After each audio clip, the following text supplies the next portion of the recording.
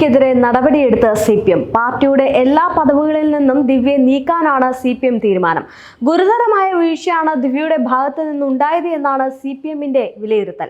ഇതേ തുടർന്നാണ് പി ദിവ്യയെ പാർട്ടിയുടെ എല്ലാ പദവികളിൽ നിന്നും നീക്കാൻ സിപിഎം കണ്ണൂർ ജില്ലാ കമ്മിറ്റി തീരുമാനിച്ചത്.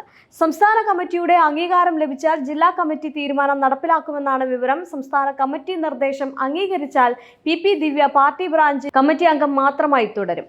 സിപിഎം ജില്ലാ കമ്മിറ്റി അംഗമായിരുന്ന പി ദിവ്യയെ ഇരിണാവ് ബ്രാഞ്ച് കമ്മിറ്റിയിലേക്കാണ് നിലവിൽ തരം താഴ്ത്തിയിരിക്കുന്നത്. നവീൻ ബാബുവിന്റെ മരണത്തിൽ കേസെടുത്ത് 20 ദിവസങ്ങൾക്ക് ശേഷമാണ് ദിവ്യക്കെതിരെ സിപിഎം നടപടി ഉണ്ടായിരിക്കുന്നത് എന്നതും ശ്രദ്ധേയമായിട്ടുള്ള കാര്യമാണ്. വിഷയത്തിൽ അടിയന്തരമായി ചേർന്ന ജില്ലാ കമ്മിറ്റി യോഗത്തിലാണ് തീരുമാനം. നവീൻ ബാബുവിന്റെ മരണത്തിന് പിന്നാലെ പി ദിവ്യ കണ്ണൂർ ജില്ലാ പഞ്ചായത്ത് പ്രസിഡന്റ് സ്ഥാനത്ത് നിന്ന് രാജിവെച്ചിരുന്നു. ജില്ലാ പഞ്ചായത്ത് പ്രസിഡന്റ് എന്ന നിലയിൽ മികച്ച പ്രകടനം കാഴ്ചവെച്ച ദിവ്യ ഒരു ഘട്ടത്തിൽ കഴിഞ്ഞ ലോക്സഭാ തെരഞ്ഞെടുപ്പിൽ സ്ഥാനാർത്ഥിയാകുന്നതുവരെ സിപിഎം പരിഗണിച്ചിരുന്നു. അതേസമയം എഡിഎമ്മിന്റെ മരണത്തെ തുടർന്നുള്ള വിഷയം നിയമപരമായി നേരിടുമെന്നും തന്റെ നിരപരാധിത്വം തെളിയിക്കുമെന്നാണ് പി ദിവ്യയുടെ നിലപാട്. എഡിഎം നവീൻ ബാബുവിന്റെ ആത്മഹത്യ കേസിൽ പി ദിവ്യയുടെ ജാമ്യ ഹർജിയിൽ ഇന്ന് ഉത്തരവും വരും. തലശ്ശേരി പ്രിൻസിപ്പൽ സെഷൻസ് കോടതി ജഡ്ജ് നിസാർ അഹമ്മദാണ് ഉത്തരവ് പറയുന്നതും അന്വേഷണവുമായി സഹകരിച്ചെന്നും ജാമ്യം നൽകണമെന്നുമാണ് ദിവ്യയുടെ വാദം.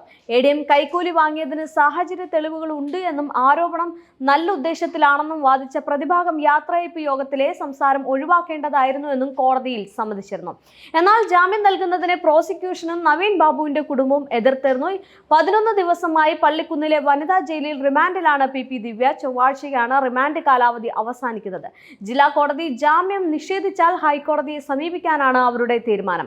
ദിവ്യക്കെതിരെ പാർട്ടി കടുത്ത നടപടികൾ എടുത്തതിന് പിന്നാലെയാണ് ജാമ്യ ഹർജിയിൽ ഇന്ന് വിധിയെത്തുന്നത്. ഒളിവിലിരിക്കെയാണ് ദിവ്യ ജില്ലാ പഞ്ചായത്ത് പ്രസിഡന്റ് സ്ഥാനം രാജിവെച്ചത്.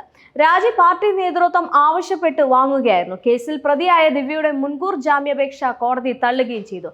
ഇതിന് പിന്നാലെ ദിവ്യ പോലീസിൽ കീഴടങ്ങി പാർട്ടി ആവശ്യമായ നടപടി എടുത്തു കഴിഞ്ഞുവെന്നായിരുന്നു നേരത്തെ സംസ്ഥാന നേതൃത്വമടക്കം നിലപാടെടുത്തിരുന്നത്. അവരെ പാർലമെന്റ് പദവികളിൽ നിന്ന് നീക്കിയത് നടപടിയാണെന്നും നേതാക്കൾ വിശദീകരിച്ചു.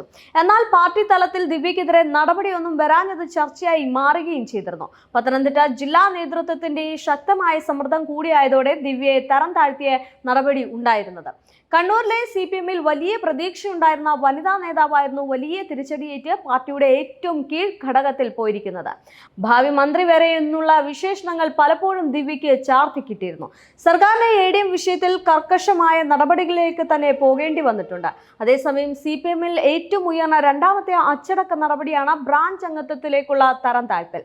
ദിവ്യയെ തരം താഴ്ത്തൽ കണ്ണൂർ ജില്ലാ കമ്മിറ്റിക്ക് എടുത്ത തീരുമാനം സംസ്ഥാന നേതൃത്വത്തിന്റെ അനുമതിക്കായി വിട്ടിരുന്നു. ഇത് പ്രകാരം ഇന്ന് ഓൺലൈനായി ചേർന്ന സിപിഎം സംസ്ഥാന സെക്രട്ടേറിയറ്റ് യോഗമാണ് നടപടിക്ക് അംഗീകാരം നൽകിയിരുന്നത്.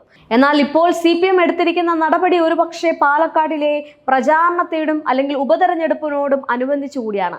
ഈ ഒരു നടപടി എടുത്തില്ലെങ്കിൽ ഒരുപക്ഷെ പാലക്കാടിലെ സിപിഎമ്മിനും വലിയ രീതിയിലുള്ള ഒരു തിരിച്ചടി ഉണ്ടാകുമെന്നുള്ള പ്രതീക്ഷ സിപിഎമ്മിന് ഉണ്ടാകുന്നത് കൊണ്ട് തന്നെയാണ് ഈ ഒരു നടപടി എടുത്തുകൊണ്ട് തന്നെ അല്ലെങ്കിൽ ആ കരടുകൾ നീക്കിക്കൊണ്ട് സിപിഎം രംഗത്തെത്തുന്നതും ആ നടപടികൾ സ്വീകരിക്കുന്നതും. എന്ത് തന്നെയായാലും ഇന്നാണ് ജാമ്യ ഹർജിയിലെ ഉള്ള ഉത്തരവ് എന്ന് പറയുന്നത്. അത് എത്രത്തോളം അനുകൂലമാകും അല്ലെങ്കിൽ പ്രതികൂലമാകും എന്നത് കോടതി വിധി വരുമ്പോൾ മാത്രം കാണാം.